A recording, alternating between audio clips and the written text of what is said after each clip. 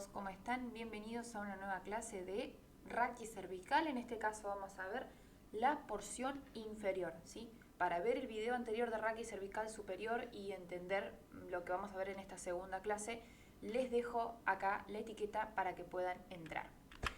Bien, chicos, vamos a empezar primero con el ROM, ¿sí? El rango óptimo de movimiento. En este caso una raquis cervical inferior va a variar un poco que en el superior, ¿sí? Más que nada con las flexiones, extensión e inclinación. La flexión vamos a ver que tenemos un ROM de 40 grados, la extensión de 60 y la inclinación de 35-40 y una rotación de 80-90 porque la rotación lo que hace es acompañar al raquis cervical superior, ¿sí? Entonces esta rotación se va a combinar con el raquis cervical superior, después vamos a ver más adelante, va a generar este tipo de grados. Pero acá las vemos por separado, ¿sí? Pero en realidad en el raquis cervical inferior hay un entrecruce de ejes, ¿sí? Y una dinámica de los músculos, porque los que vamos a ver en raquis cervical inferior más que nada son músculos más grandes, ¿sí? Que movilizan a las articulaciones entre C3 y C7. Entonces, al ser más grandes los músculos, muchas veces generan múltiples planos y múltiples ejes combinados, ¿sí? Al no ser músculos tan pequeñitos y tan eficaces como el raquis cervical superior, ¿sí? Vamos a encontrarnos con este tipo de movimientos combinados. Bien, vamos a arrancar con el perfil óseo de una vértebra tipo cervical. Vamos a ver que en una vértebra tipo cervical vamos a encontrar un cuerpo, esto es una vista superior, ¿sí? Un cuerpo, ¿sí? Que vamos a encontrar a los costados del cuerpo unos ganchitos, ¿sí? Como una especie de ganchos denominadas apófisis unciformes, ¿sí? Las apófisis unciformes tienen la función de formar las articulaciones, ¿sí? Uncovertebrales. Son estas que acabamos de ver acá, ¿sí? A los laterales del cuerpo y a los costados vamos a ver las apófisis unciformes. Si nosotros ponemos un par de vértebras cervicales, ahí está, vamos a ver que cada apófisis unciforme de la vértebra que está inferior se contacta con una ranura dispuesta en la vértebra superior, las cuales entre las dos van a formar una articulación cigapofisaria. Bien, seguimos, ¿sí? La meseta vertebral inferior, o sea la que está por debajo, ahora la vamos a ver, posee dos carillas para la articulación uncovertebral, que las acabamos de ver, orientadas hacia abajo y hacia afuera. Vuelvo a repetir, por encima de la vértebra tenemos las apófisis unciformes, ¿sí? A los lados del cuerpo, y por debajo tenemos las carillas articulares para la vértebra que le sigue por debajo, ¿sí? Esto es una vista anterior, ¿sí? Estamos viendo el cuerpo vertebral de una vértebra cervical tipo. Y el arco posterior está conformado más que nada por lo que se denominan apófisis articulares, que son estas muchachas orientadas hacia posterior, ¿sí? Luego tenemos las apófisis transversas, que están entre el cuerpo y las apófisis articulares, la vamos a ver acá, y tienen una particularidad. Estas apófisis transversas son bituberculosas, tienen 2 tubérculos, ¿sí? Y otra particularidad que tienen este tipo de vértebras, que acá apenas los estamos viendo, ahora lo vamos a ver en simulación 3D, es que tienen un agujero transverso, ¿sí? Ahora vamos a ver bien el agujero transverso en simulación 3D. Y después tenemos obviamente pedículo, que es la unión entre el cuerpo y la zona del arco posterior, y tenemos lo que se denominan las láminas, ¿sí? En este caso son alargadas, ¿sí? Son de forma rectangular. Y la apófisis espinosa vamos a ver que es bituberculosa, ¿sí? Y acá en el centro tenemos el ligamento nucal, ¿sí? Que se va a insertar en la zona de la ranura de la apófisis bituberculosa. Si observamos bien en la simulación 3D, si nos vamos hacia arriba, vamos a ver acá los agujeros transversos de las apófisis transversas. Vamos a dejar solo esta. Ahí está. Por este agujero pasa, ¿sí?, la arteria vertebral, que nos va a dar a nosotros la anastomosis para formar después el tronco basilar, ¿sí?, y que después va a formar el polígono de Willis.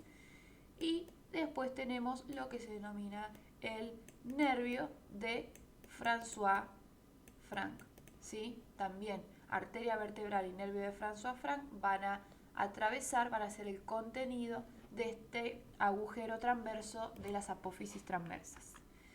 Bien, vamos a ver en qué situación articular nos encontramos en estas vértebras. No es diferente al que vimos en raquis en conjunto.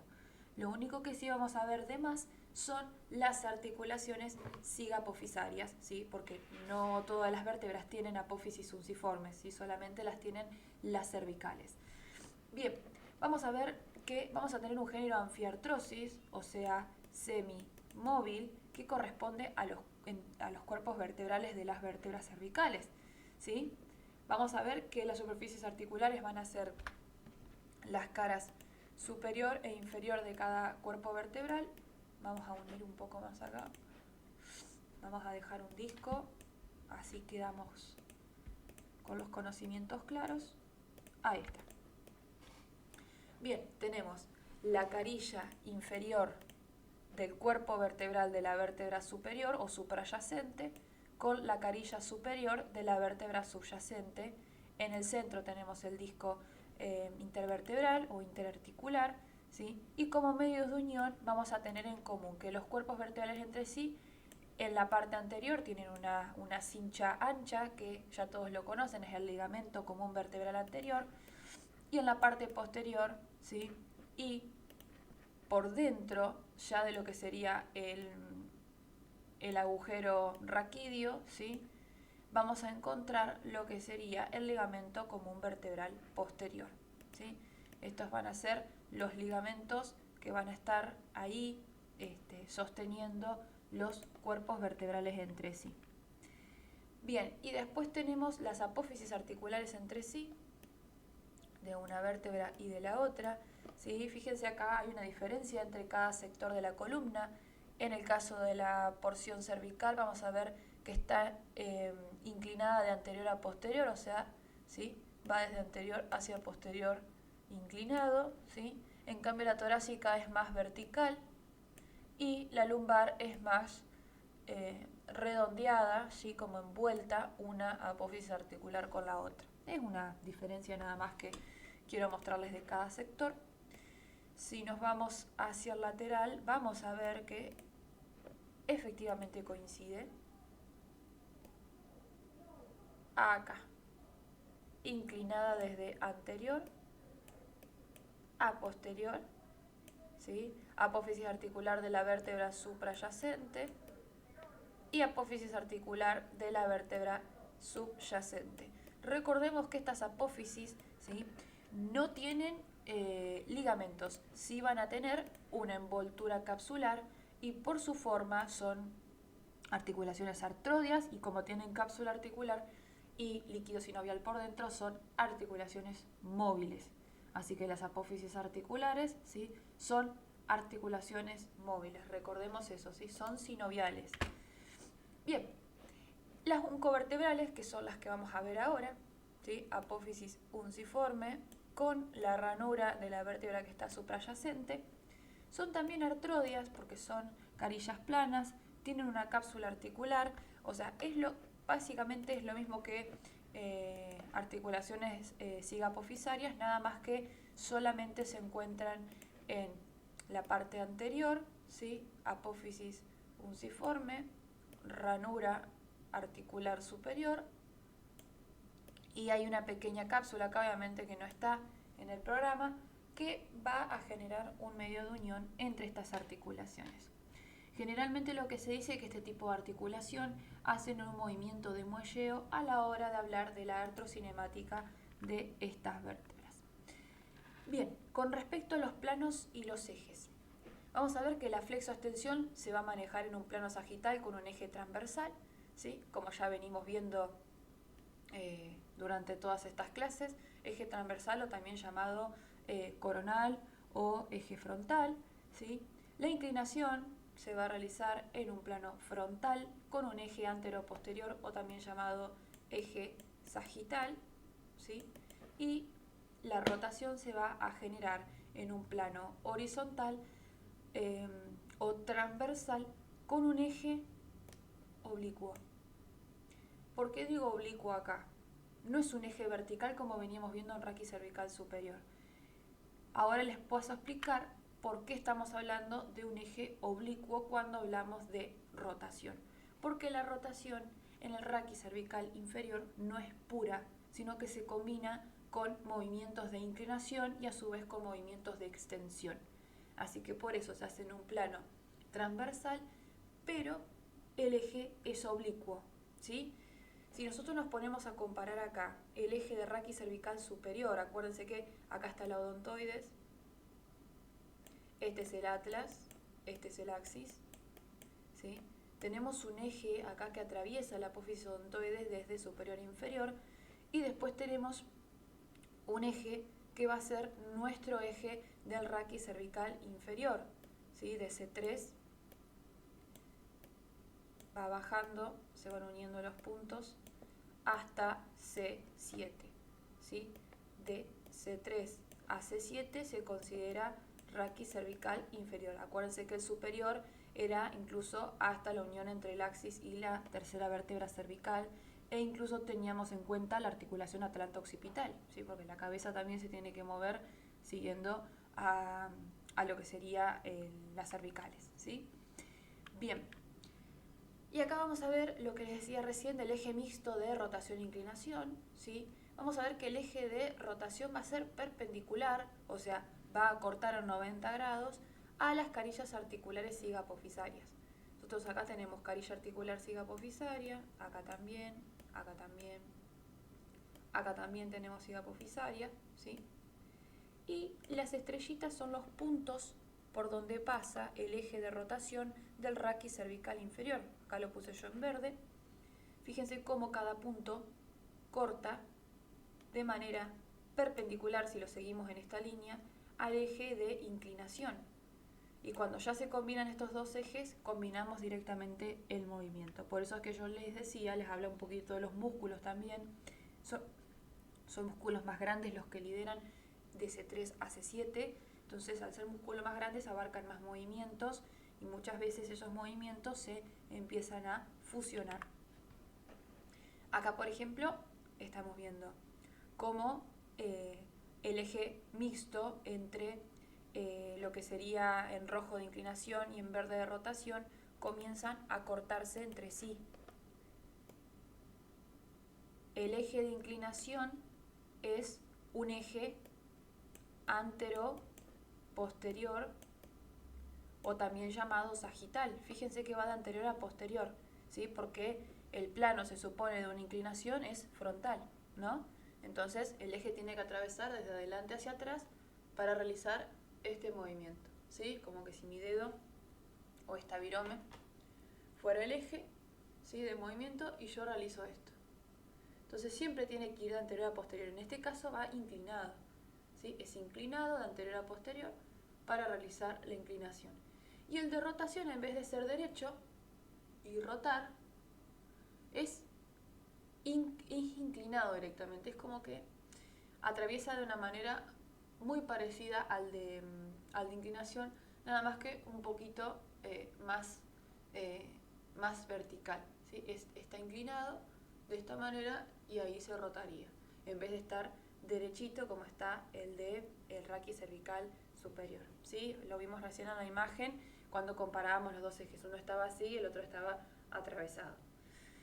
Bien, entonces estos ejes al unírseles, ¿sí? Acuérdense que el eje de inclinación atraviesa de manera paralela, ¿sí? Las apófisis articulares y el eje de rotación, si los unimos a los dos, los atraviesa de manera perpendicular, ¿sí? Cortan 4 ángulos de 90.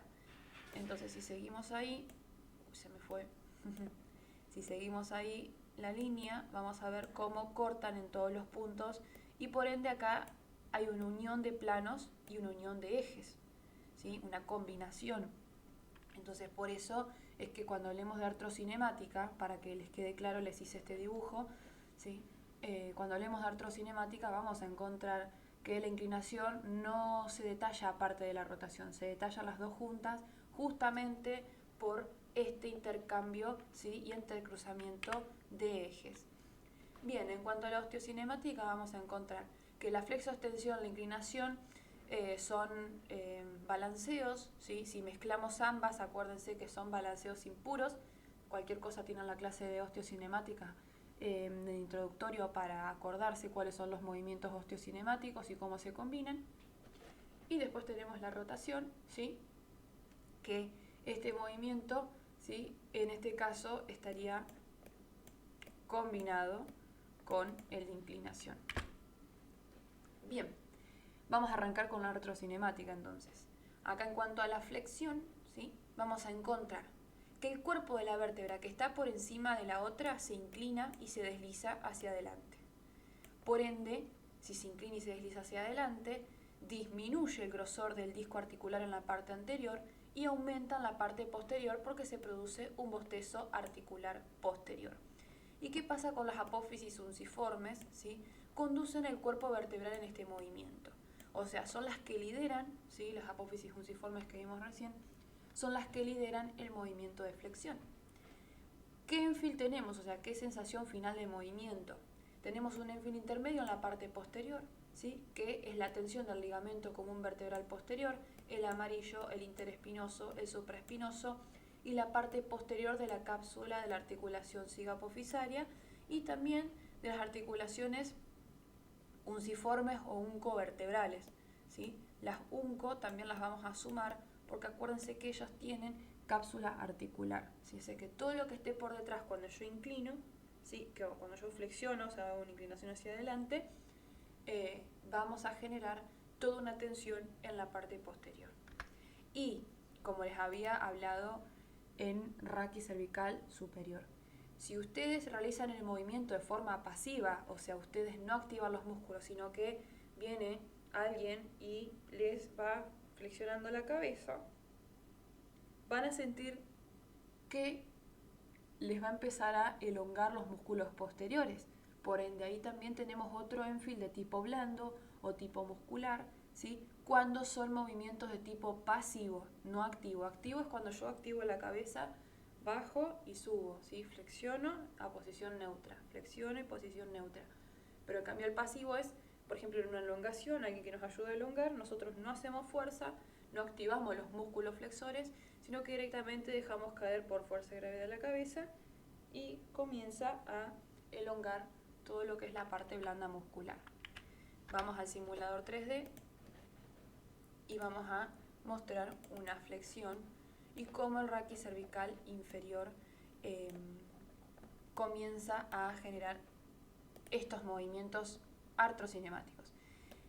La articulación que lidera está acá, la uncovertebral. Esta articulación comienza a generar deslizamientos hacia adelante, por ende, esto de acá atrás se separa, uno va hacia arriba, otro va hacia abajo, ¿sí? De los arcos posteriores, y acá comienza a reducirse el espacio, como van hacia adelante, de un cuerpo vertebral superior a un cuerpo vertebral inferior, y por ende acá en el centro el disco vertebral comienza a disminuir su tamaño y en la parte posterior, como hay una separación o un bostezo articular, comienza a ensancharse la parte posterior del disco, por ende el núcleo migra hacia la zona posterior cervical, ¿sí? Vamos a ver acá en el simulador. Ahí está. Bueno, se ve clarito. Por ejemplo, acá. Tomamos como referencia estas dos vértebras. Vamos a tener una vista posterior. Y miren esto. Posición neutra, flexión. Hay una separación, un bostezo articular entre los arcos posteriores.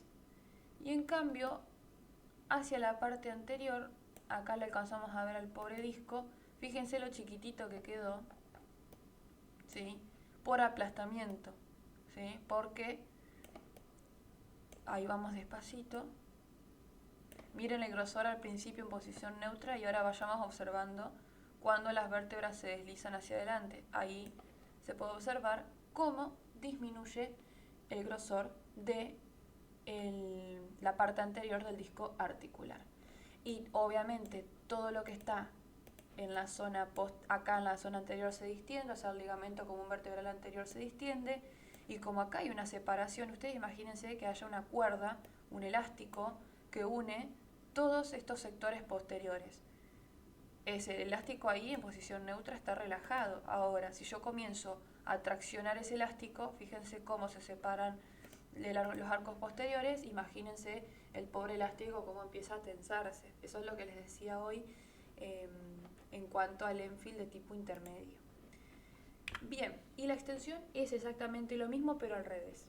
El cuerpo de la vértebra que está por encima o suprayacente se inclina y se desliza hacia atrás.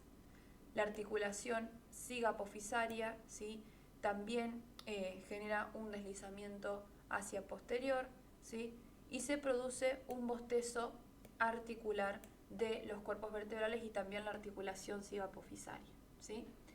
¿Qué tipo de Enfield tenemos acá? Es peligrosísima la extensión de las cervicales. Vamos a empezar desde el principio. ¿Por qué? Por eso yo les decía en la clase anterior, traten de no hacerlo en casa, de no extender, ¿sí? Generalmente las maniobras con los pacientes no son en extensión la mayoría, se trata de cuidar. ¿Por qué? Primero que nada comprimimos la parte posterior del disco y a veces en movimientos bruscos hacia extensión podemos generar un pequeño desprendimiento del disco interarticular entre las vértebras y el disco. También podemos generar hernias por compresión y lo más grave que podemos generar son fracturas posteriores, ¿sí? Generalmente pasan los accidentes de tránsito cuando está el movimiento en latigazo, ¿sí?, que hace flexo-extensión hacia atrás bruscamente, ¿sí? ¿Por qué? Porque la cabeza por inercia sigue el movimiento del auto, pero si el auto choca, mi cabeza sigue hacia adelante, pero el auto chocó, entonces por inercia me voy hacia adelante y luego me voy hacia atrás por el choque, ¿sí? Entonces el Enfield duro es el más peligroso porque choca las apófisis articulares superior con la vértebra inferior y también las apófisis transversas y también las espinosas, o sea, todo lo que está en el arco posterior se choca, ¿sí? Se choca, genera un tope duro, óseo, ¿sí? Y como Enfield intermedio, que esto es lo menos importante, es el ligamento común vertebral anterior, que en una extensión controlada lo podemos sentir. Y también tenemos un Enfield de tipo blando si el movimiento es pasivo, o sea, si nosotros no lo generamos activamente, es movilidad pasiva, pongo acá. O sea, si alguien viene y nos comienza a estirar, los músculos anteriores los vamos a sentir enseguida, cierren el mentón y traccionen despacito hacia atrás, van a sentir cómo el cutáneo del cuello, como los escalenos comienzan a traccionar desde la zona de esternón y clavícula y primera costilla, van a sentir la tensión. Sí, así que también hay un Enfield blando muscular de los músculos del plano anterior del cuello en caso de que sea una movilidad pasiva y controlada de la columna cervical. Vamos con el movimiento contrario. Vamos a buscar una extensión de la cabeza, del cuello. Bueno, lo contrario, el disco se relaja en la parte anterior y se comprime en la parte posterior. Fíjense cómo los cuerpos vertebrales se deslizan, vamos a ver ahí, se deslizan hacia atrás y adelante se produce un bostezo.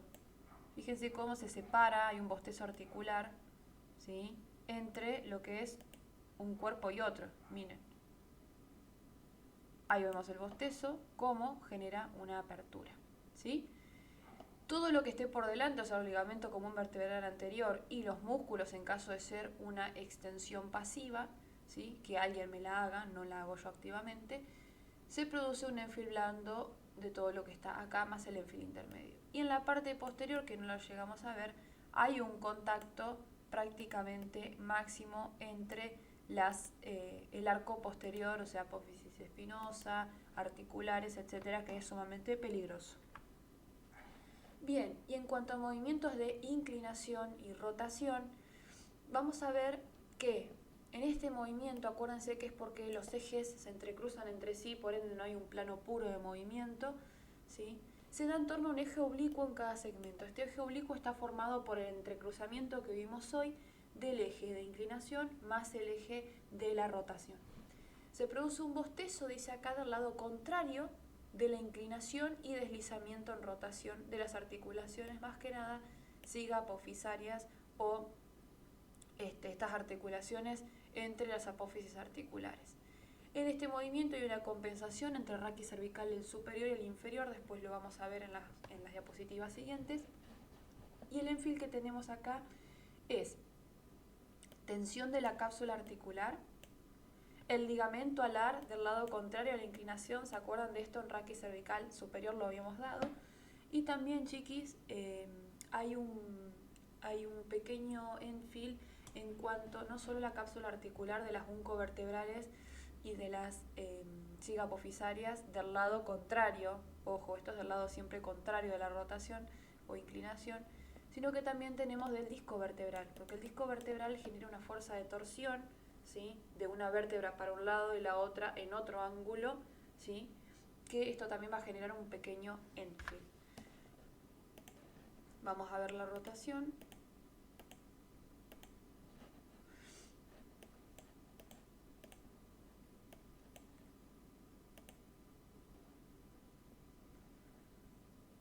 Bien, acá en el simulador 3D está divino porque solamente hace una rotación. Pero a medida que vayamos avanzando en la rotación, fíjense cómo indirectamente el mentón, ustedes si quieren rotar, no van a poder rotar a 90 grados si no combinan con inclinación. Fíjense, empiezan a rotar, a rotar, a rotar. Y cuando quieren llegar hacia el otro lado, comienzan a inclinar la cabeza. ¿Sí? Si ustedes se dan cuenta, si toman en conjunto todo el raquis, van a ver que empiezan a rotar con los hombros totalmente derechos, ¿sí?, fijos, y van a ver que si quieren llegar cerca de la línea del hombro van a tener que inclinar. Se les va a empezar a ir el mentón hacia abajo y la oreja del lado contralateral hacia arriba. Entonces, ¿qué significa? En vez de estar rotando puramente, estoy inclinando. ¿Sí? En cambio, si yo quiero inclinar solo, sí, más o menos puedo hacerlo en un punto fijo sin rotación. Pero si quiero rotar, ya estoy inclinando indirectamente. Ahí es cuando ustedes se van a dar cuenta del por qué yo les digo que es una rotación con inclinación automática. No lo hacemos sin querer queriendo. Lo hacemos porque tenemos el entrecruzamiento de ejes y no nos da los ángulos para generar una rotación a 90 sin necesidad de tomar en cuenta la inclinación. La inclinación va a aparecer sí o sí.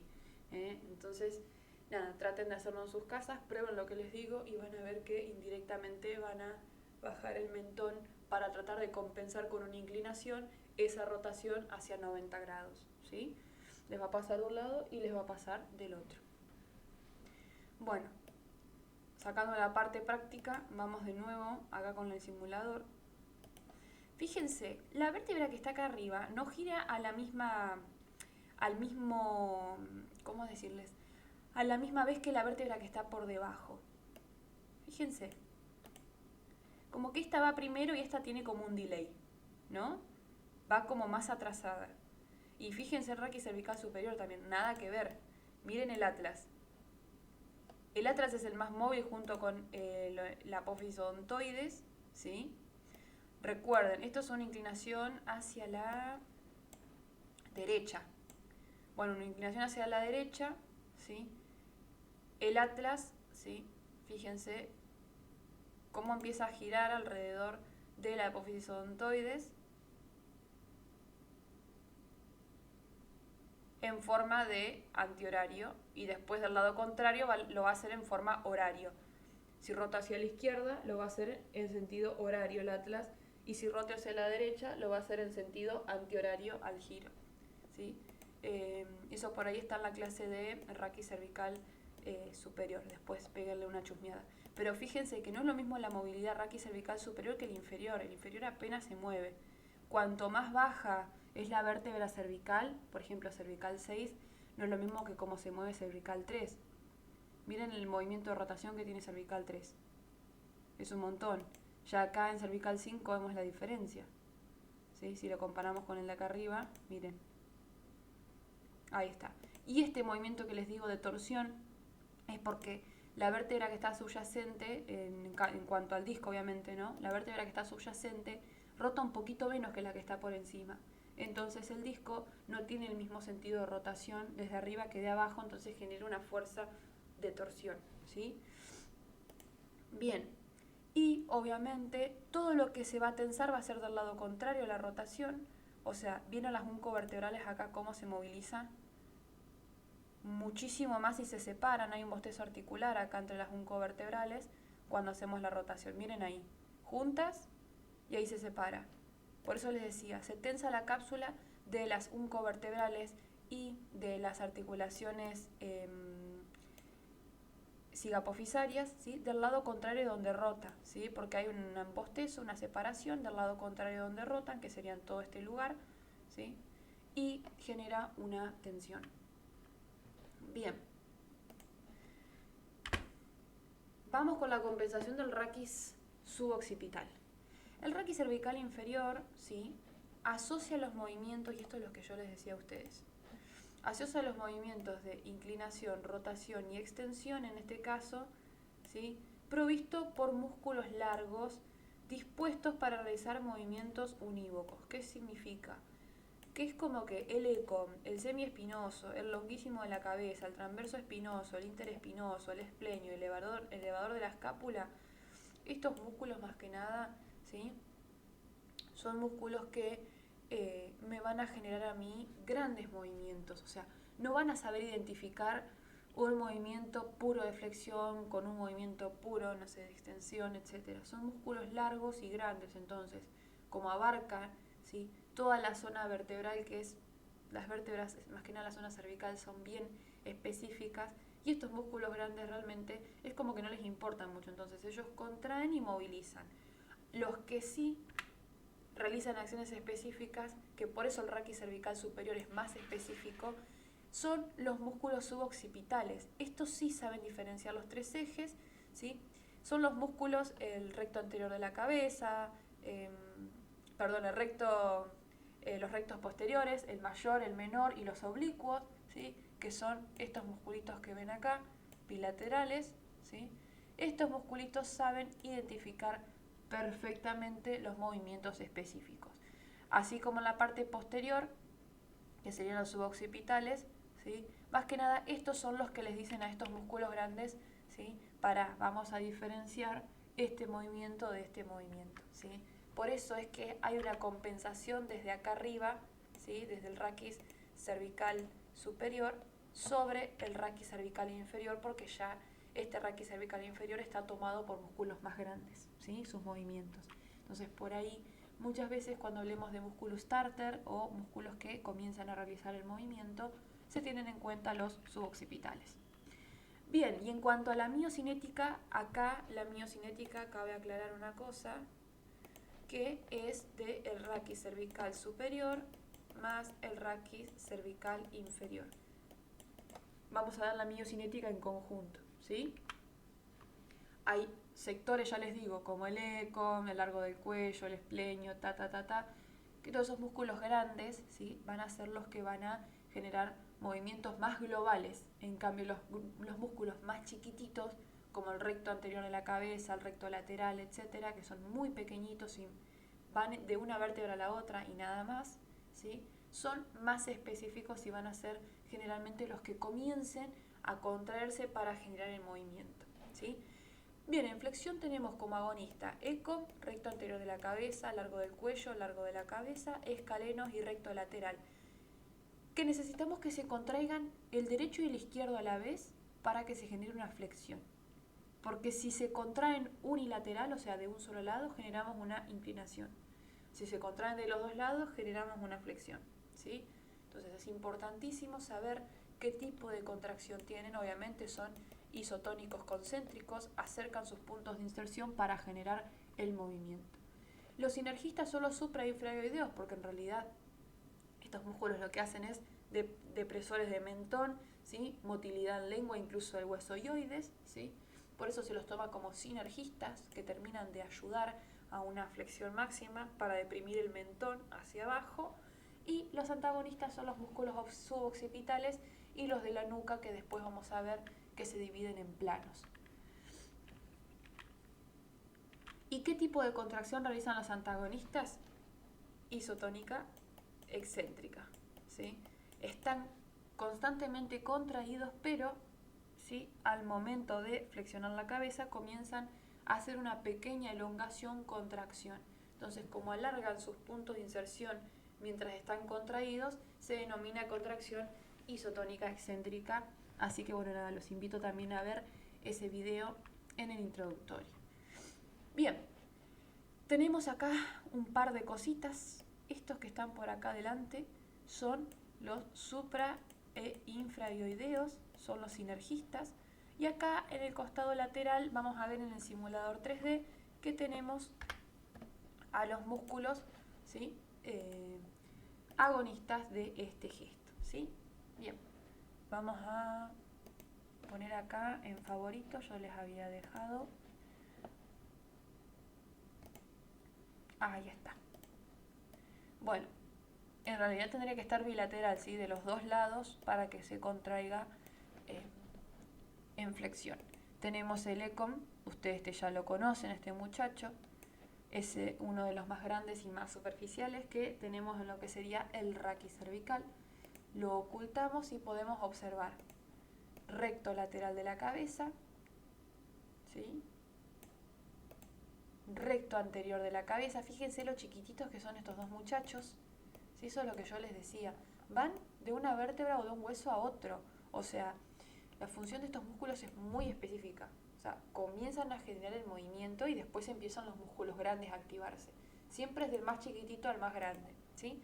Después tenemos los escalenos. Acuérdense que tenemos 3, anterior, medio, posterior. Después tenemos al señor largo de la cabeza, también es bien anterior. Fíjense cómo se inserta la parte anterior de los cuerpos vertebrales. Y el largo del cuello con sus porciones vertical y oblicuas, ¿sí? Bien, así que estos musculitos, ¿sí? Van a ser más que nada los agonistas con ayuda de los sinergistas, que serían acá estos que estoy marcando, los supra y los infraioideos, ¿sí? Así que este sería más o menos el plano muscular que tenemos para la flexión. Y acuérdense que es bilateral. Tiene que ser una contracción del ECOM izquierdo y derecho, de los escalenos izquierdos y derechos, todos a la vez. Y acá les pongo una pequeña imagen del recto lateral de la cabeza y el recto anterior para que no los dejen de lado, pobrecitos, porque son importantes, son chiquititos pero poderosos, ¿sí? Bien, en extensión vamos a tener principalmente los músculos agonistas suboccipitales, que son los que les mostré hoy: recto posterior menor de la cabeza, recto posterior mayor de la cabeza, oblicuo superior y oblicuo inferior. Lo mismo que para la flexión, en extensión ocurre exactamente lo mismo. Tenemos contracción isotónica concéntrica en los agonistas, ¿sí? Y contracción simultánea bilateral. Se tienen que contraer el izquierdo y el derecho, o sea, el de cada uno de los lados, para generar una extensión. Porque ocurre lo mismo que en la flexión. Si yo solo contraigo de un lado, inclino. Lo mismo pasa con los músculos suboccipitales. También son inclinadores. Es por esto que hay que tener en cuenta que la contracción en flexión y de extensión son bilaterales simultáneas. Bueno, acá están los muchachitos que nombramos recién. Vamos a verlos en simulación 3D. Les dejé también acá un cuadro de los suboccipitales. Tenemos el recto posterior menor de la cabeza, el recto posterior mayor de la cabeza, el oblicuo menor de la cabeza y el oblicuo mayor de la cabeza, ¿sí? Estos muchachos van a hacer específicamente movimientos de extensión bilateral, o sea, se contraen de ambos lados para hacer una extensión, o sea, hacia acá atrás. Y si tomamos como referencia una contracción unilateral, se contraen todos los del lado celeste, realizan una inclinación versus rotación, ¿sí? depende el raquis que vayamos a movilizar. Pero estos más que nada son los starter, los músculos pequeños que comienzan a generar el movimiento de extensión específico. Fíjense que cuando extendemos lo primero que se va hacia atrás es el occipital. ¿Y quién tironea hacia atrás el occipital? ¿Quién lo hace generar esta movilidad? Generalmente son estos músculos pequeñitos. Cuanto más pequeñito, más poderoso. Bien, planos de los músculos de la nuca, ¿sí? Aparte de los suboccipitales tenemos que Kappanji divide en 4 planos a los músculos posteriores. Tenemos un plano profundo, un plano de los complejos o complexos, como quieran llamarlo, el tercer plano que es el músculo esplenio elevador de la escápula y un plano superficial que es el trapecio y el econ. O sea, el número 1 es el más profundo, el 2 está en un plano medio, el 3 también y el 4 es el más superficial, ¿sí? A tener en cuenta eso. Bien, vamos con los del plano profundo, ¿sí? Acuérdense que tenemos los suboccipitales, el recto menor, recto mayor, ¿sí? Los oblicuos acá al costado, estos dos, los rectos y los oblicuos, ¿sí? Los suboccipitales. Y tenemos también lo que es el transverso espinoso y el interespinoso. Transverso espinoso acá, interespinoso acá en el centro. Si lo vemos en simulación 3D, vamos a encontrar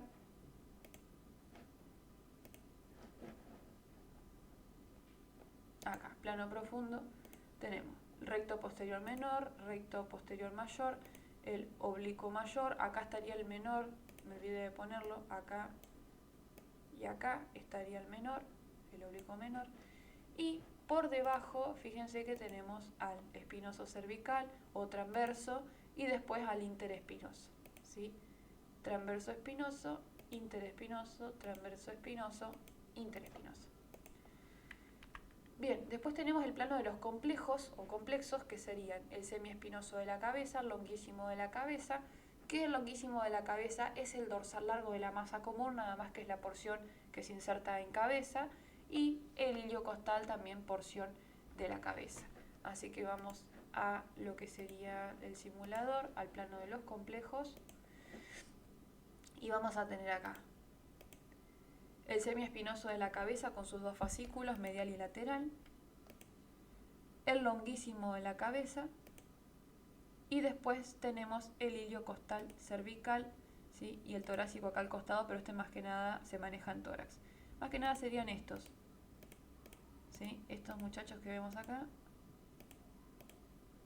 son los que van a generar la contracción. ¿Sí? Iliocostal, ahí tenemos todo, las porciones de la cabeza. Ahí está, iliocostal cervical, longuísimo de la cabeza, semiespinoso de la cabeza, porción lateral y medial, y van a ser el plano de los complejos. Y el plano del esplenio elevador de la escápula son estos dos músculos, el esplenio y el elevador de la escápula, valga la redundancia. Vamos a observarlos acá. Tenemos el esplenio de la cabeza y el esplenio cervical, que ambos dos van a ser los que generen movilidad en el raquis cervical. Fíjense, el de la cabeza va directamente hacia mastoides y hacia occipital, y el de cervical va directamente a C1, C2. Y después tenemos el elevador de la escápula, que va desde el ángulo superior de la escápula hacia lo que sería C2, C3 y C4 aproximadamente, ¿sí? Y por último tenemos el plano más superficial. Estos músculos son mucho más conocidos, ni hace falta mostrarlo en simulación 3D porque ustedes ya la deben tener re clara. Es el ecom, y en la parte posterior lateral es el trapecio.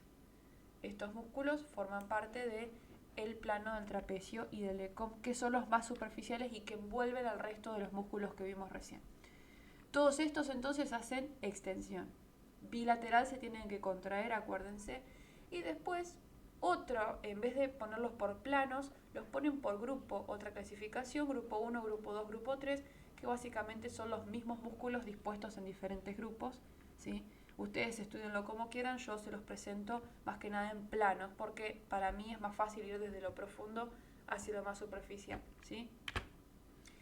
Bien, y la inclinación acá vamos a tener que son grupos ¿sí? Flexores y músculos extensores. O sea, acá en la inclinación vamos a tener flexores y extensores que ya los vimos anteriormente, pero que en este caso van a contraerse unilateral. ¿Qué significa contracción unilateral? Que los músculos se contraen del mismo lado hacia donde inclina. O sea, tenemos una contracción, supónganse, una inclinación hacia la derecha. Bueno, todos estos músculos se contraen del lado derecho y todos estos músculos se contraen del lado derecho. Y los agonistas son los mismos músculos, nada más que contraídos del lado izquierdo. Relajados del lado izquierdo, con una contracción isotónica excéntrica. ¿Sí? Y acá tenemos contracción isotónica concéntrica en los agonistas. Son, fíjense, grupos musculares de flexión y de acá para acá son los músculos de extensión, pero de un solo lado. O sea, es como que unificamos todos estos musculitos en la extensión, ¿sí? En la inclinación, perdón. Vamos a ver acá en favoritos. También les dejé. De inclinación, fíjense, tenemos ECOM, que son flexores, tenemos escalenos, ¿sí? Escaleno posterior, tenemos elevador de la escápula, ay, perdón chicos, estoy un poquito resfriada, escalenos de la cabeza, trapecio, ¿sí? Y acá tenemos semiespinoso de la cabeza, etcétera, más los ñoñitos, que son los músculos suboccipitales chiquitos que están en la parte más profunda de lo que es la zona de la nuca o raquicervical superior. Entonces, todos estos músculos, que son flexores y extensores, o sea, del plano anterior y el plano posterior, si se contraen de un solo lado, generan una inclinación hacia, en este caso sería la izquierda, si nos ponemos a pensar, ¿sí? Para aquel lado, ¿sí? Sería una contracción izquierda, ¿sí? De todo este grupo muscular que se va a contraer solamente del lado izquierdo. Y la rotación vamos a tener, ojo acá, músculos que se van a contraer, algunos del lado opuesto y otros del mismo lado de la rotación. ¿Cuáles son los que tenemos que tener en cuenta? El ECOM y el trapecio son los únicos que se contraen del lado opuesto a la rotación, ¿sí? Por ejemplo, en este caso, yo tengo una rotación hacia la derecha. A ver, si mal no recuerdo, no, debería ser hacia la izquierda esta rotación. ¿Por qué? Porque acá tenemos los músculos, ahora los vamos a nombrar, que son agonistas de la rotación izquierdos y después los agonistas que están del lado derecho. O sea, la cabeza va a ser esto hacia allá y va a estar contraído el ECOM y el trapecio del lado contrario, o sea, del lado derecho, ¿sí? Si ven la rotación es izquierda, el ECOM y el trapecio tienen contracción unilateral, o sea, se contrae solo la porción derecha, que es la contraria a la rotación, ¿sí? Entonces, el ECOM se contrae del lado opuesto de la rotación, el trapecio también del lado opuesto, ¿sí? Y el recto anterior de la cabeza, escalenos, suboccipitales, etcétera, del mismo lado, ¿sí? Los suboccipitales, también acá los nombro de nuevo, el transverso espinoso del mismo lado de la rotación, el esplenio elevador de la escápula también del mismo lado, y los agonistas vienen a ser los mismos músculos, nada más que del lado contrario de la rotación. Por ejemplo, si en una rotación, como vimos recién, hacia la izquierda, en una rotación hacia la izquierda sería el ECOM izquierdo, el antagonista y el trapecio también izquierdo, ¿sí? Que son los que están de este lado, digamos. Acá estaría el ECOM y el trapecio izquierdo. Estos no se contraen, estos se relajan. Se contraen los que están del lado derecho. Vamos a borrar acá. Ahí está. Entonces, ECOM izquierdo y trapecio izquierdo en una rotación izquierda son antagonistas, más todo el resto del lado derecho, ¿sí? O sea que la única excepción de la regla sería el ECOM y el trapecio. Vamos a ver acá una rotación. Bien, fíjense. En una rotación, otra vez volvemos a repetir. Hacia la izquierda tenemos los agonistas unilaterales y los agonistas contralaterales. Acuérdense que es unilateral la contracción, solamente es uno, no son los dos a la vez, porque si son los dos a la vez, recuerden que hacen flexión o hacen extensión, ¿sí? Son unilaterales y el contralateral, recuerden que es el ECOM y el trapecio en caso de los agonistas, ¿sí? Así que este sería el plano en rotación hacia la izquierda, así estaría la cosa, ¿sí? Son todos los músculos que tienen acá, ¿sí? Fíjense, les pongo en amarillo los del mismo lado y les pongo en verde los que se contraen del lado opuesto a la rotación para ser agonistas. Bueno chicos, espero que les haya gustado la clase, nos vemos en la próxima, estudien mucho y nada, ya saben, si les gustó el contenido pueden compartirlo, darle like y nada, disfrutar de la biomecánica, que es una materia hermosa, pero ya saben que es un poquito difícil. Nos vemos.